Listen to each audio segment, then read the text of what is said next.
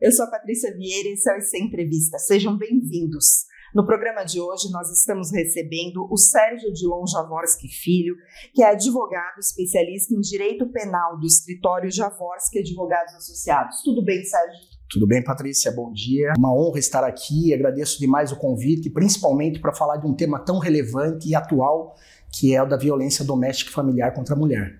Com certeza, é um assunto que, infelizmente, a gente precisa, como sociedade, continuar debatendo, até porque, no último ano, a violência contra a mulher aumentou. Pesquisa realizada pelo Fórum Brasileiro de Segurança Pública, por meio do Datafolha, revela que todos os tipos de violência doméstica cresceram no último ano.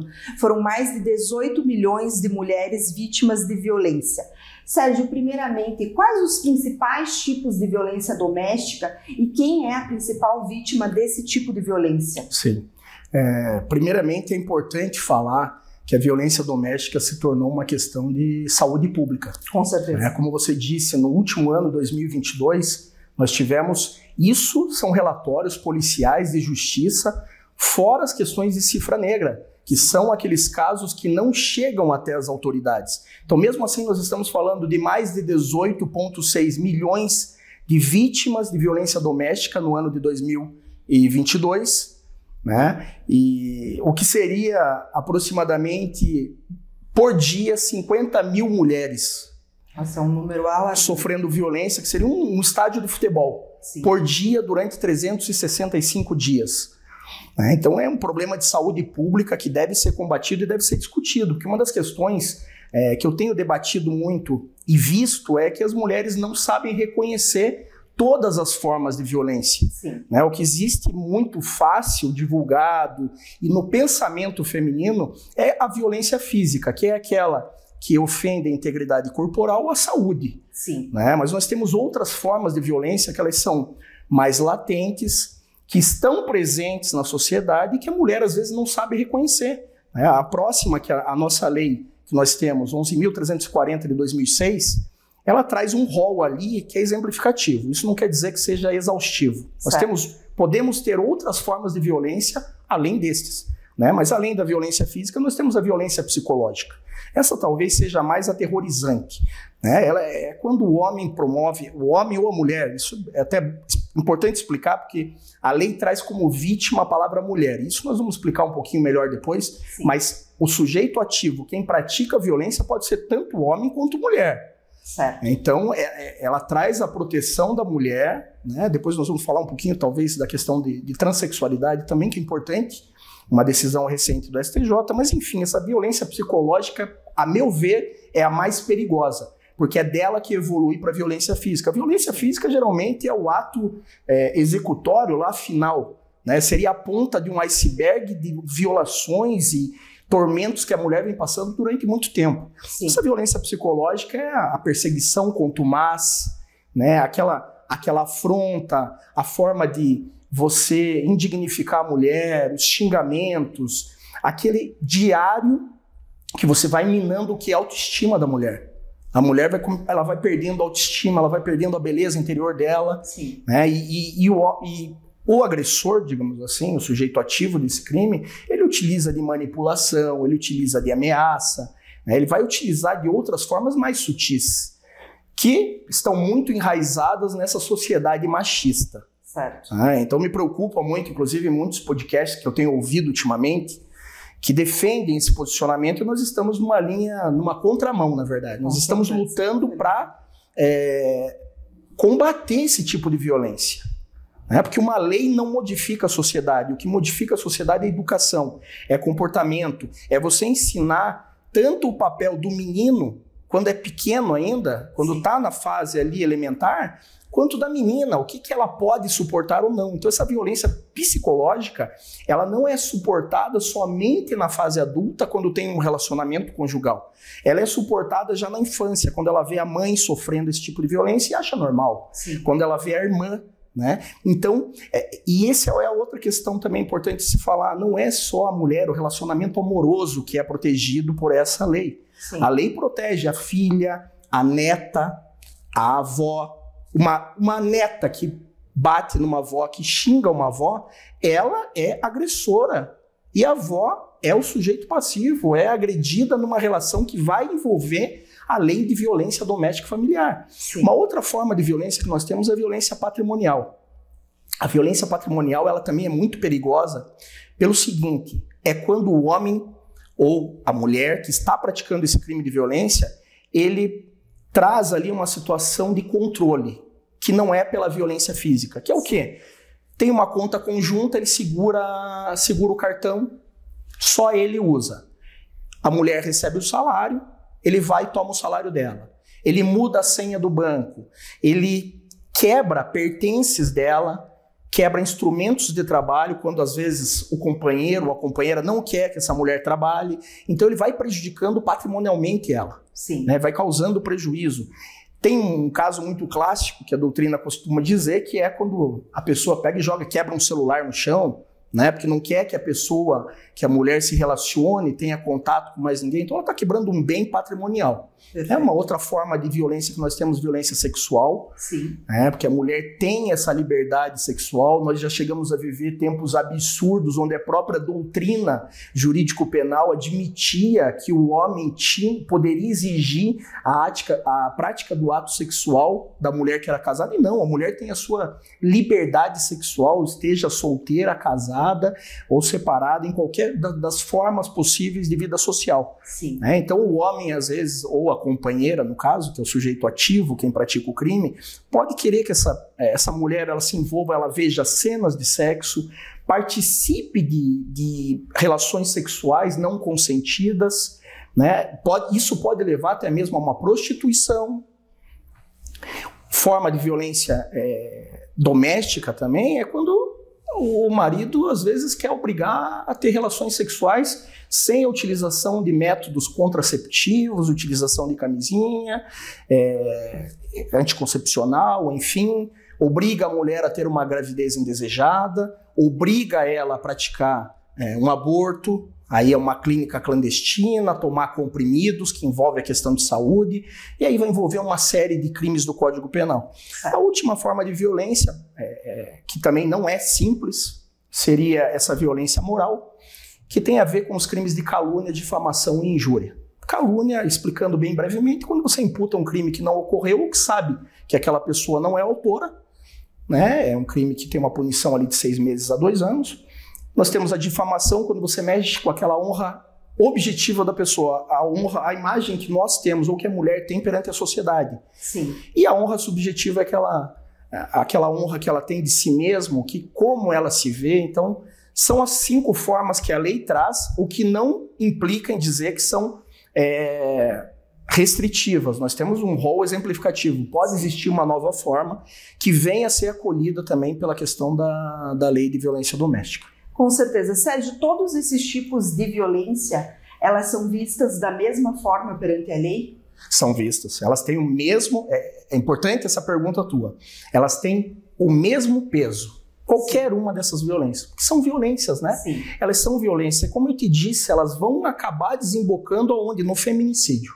E o feminicídio vem de uma forma extraordinária a ser incluído até no governo da Dilma Rousseff, 2015, pela Lei 13.104, ele vem e qualifica, né, essa questão contra a mulher. Então, a partir daquele momento, o artigo 121, parágrafo 2º, inciso 6º, traz a questão do feminicídio e diz o seguinte: a partir de agora, esse tipo de homicídio contra a mulher, pela questão de gênero, é qualificado de 12 a 30 anos e é crime hediondo, o que acaba complicando, comprometendo ali algumas questões relacionadas aos crimes comuns. Então, digamos assim, benefícios penais que podem ser concedidos ao agressor ou à agressora. Perfeito. Você falou que violência doméstica não é só... Homens também sofrem violência doméstica, crianças, enfim. O homem não é somente o agressor, muitas vezes a mulher é a agressora como a neta, a agressora da avó, mas a mulher, de forma geral, é a principal vítima de violência doméstica. E essa mulher, muitas vezes, ela não sabe o que fazer, apesar da gente discutir tanto esse tema, ouvir tanto sobre violência, mas a mulher, ela está ali sofrendo a violência, ela se sente sozinha e não sabe que caminho tomar. Sofri violência, seja qualquer tipo de violência, o que fazer? Eu chamo a polícia, eu procuro um advogado para me orientar, eu vou na delegacia da mulher, qual é o primeiro passo? Olha, particularmente falando, e como eu te disse inicialmente, que a lei ela não modifica comportamentos. Sim. Então essa lei vem, mas eu tenho uma preocupação muito grande a respeito da questão pelo seguinte sentido. Nós não temos um aparato estatal, né, pelos órgãos de controle social, digamos assim, polícia, Ministério Público, Judiciário, que traga uma proteção absurda para essa mulher. Certo. Então, a primeira coisa, como advogado e tendo vivenciado muitas situações dessa natureza, eu acho que a mulher tem que buscar o apoio da família, de amigos próximos, pessoas que possam acolher ela. Sim. Eu não estou fazendo uma crítica a esses órgãos de controle social, mas eles...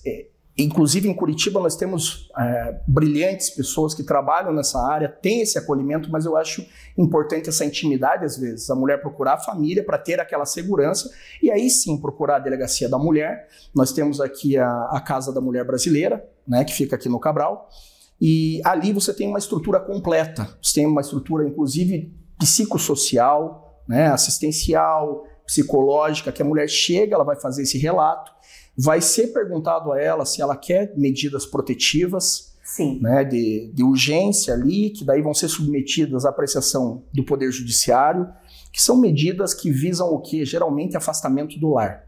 Nós temos até, a própria lei traz que, como o Brasil é um país muito grande, nós temos muitas comarcas, municípios onde nós não temos, às vezes, um Poder Judiciário ali, efetivamente. Então a lei traz o seguinte, se nós não temos um juiz naquela comarca, o delegado pode... ele determinar o afastamento do lar. Perfeito. E nós temos cidades onde não tem delegado também. Então tem o agente policial. E nesse caso, onde você não tem o juiz ou o delegado, o agente policial pode promover esse afastamento do lar para poder preservar a integridade da mulher, só que obviamente que isso deve ser submetido a um magistrado dentro das próximas 24 horas para que ele analise a legalidade. Né? Chegando lá, vamos dizer, numa situação normal aqui em Curitiba, onde nós temos ali toda essa especializada, ela vai fazer o boletim de ocorrência, isso vai ser submetido imediatamente a um magistrado, magistrada, concedidas as medidas protetivas a ela, e aí ali dentro vai ser analisado que tipo de crime foi cometido, porque daí nós vamos adentrar ao Código Penal. Nós podemos ter ali desde uma ameaça, sim, uma lesão corporal leve, uma lesão corporal grave, gravíssima, uma lesão, nesse caso daí não seria, mas questão de morte também, se pode ter, né, do homicídio daí, que daí seria homicídio qualificado, nós podemos ter cárcere privado, então nós temos várias figuras do Código Penal que vai poder encaixar esse agressor, dependendo do tipo de crime que ele cometer, mas independentemente do início da investigação ou persecução penal em relação a esses crimes, a mulher tem o direito a receber medidas protetivas de urgência para poder preservar ela e, eventualmente, filhos que residem com o casal. Perfeito. Às vezes a gente tem a sensação de impunidade, a mulher acaba não denunciando porque pensa, nada vai acontecer, mas é importante denunciar. É importantíssimo. É importante denunciar, até para que essa cifra negra, né, que nós temos hoje, que é alarmante se falar em 18 milhões, mas é muito maior que isso. Nós sabemos que é muito maior que isso. Isso aí seria o quê? Nós temos uma população de 220 milhões de pessoas. Não sei te dizer ao certo quantas mulheres, mas é um número pequeno. É grande, mas é pequeno. Então, o que nós temos? Nós temos que... Só que a grande questão é a educação. Porque a lei não corrige comportamentos. Tanto é que existem muitas mulheres que elas estão tão... firmadas nesse comportamento doentio, na verdade, que é a violência doméstica e familiar, que elas chegam a defender determinados tipos de agressão. Sim. Não, ele gritou comigo porque eu fiz tal coisa. Não, ele segurou meu cartão porque eu gastei em tal coisa. Então, assim, sabe, nós precisamos de uma educação elementar de criança, nasceu, ensinar o menino, a menina, direitos relacionados a isso. E é uma questão de saúde pública. Ou seja, incluir isso no ensino de colégio seria excepcional. Tem que ter um debate qualificado, midiático, de imprensa, e obviamente nós estamos numa crescente também, a gente não pode exigir, né, do Poder Judiciário, do Ministério Público e da Polícia, que nós temos um número aí, vamos dizer, só dentro desses 18 milhões, quase 19 milhões, como é que vai cuidar de todas essas pessoas, ter um monitoramento diário delas? Com certeza. Então não é o simples, você tem que denunciar, por isso que eu digo para buscar esse apoio inicial.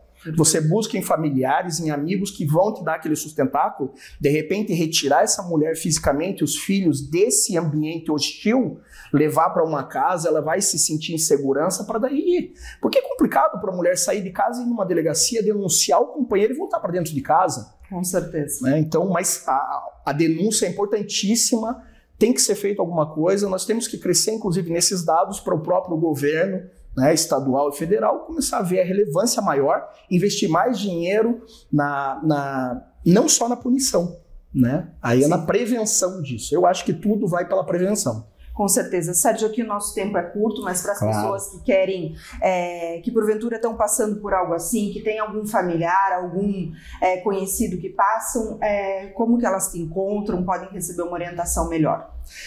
Na verdade, eu não posso pedir para que me procurem, né? Mas quem quiser saber mais a respeito do tema, porque eu discuto bastante isso em questão de rede social e tal, né? Quiser se informar, digamos assim, o meu nome é Sérgio Javorski, eu estou no Instagram, eu tenho um site também, javorski.adv, e ali com certeza vocês vão encontrar conteúdo, né, informativo, para poder entender um pouco mais a respeito desse tema bastante denso, mas que tem que ser debatido e melhor esclarecido para todas as pessoas. Com certeza. Muito obrigada pela entrevista. Obrigado a você. Sucesso e torcemos para que esses números melhorem e baixem. Eu também torço.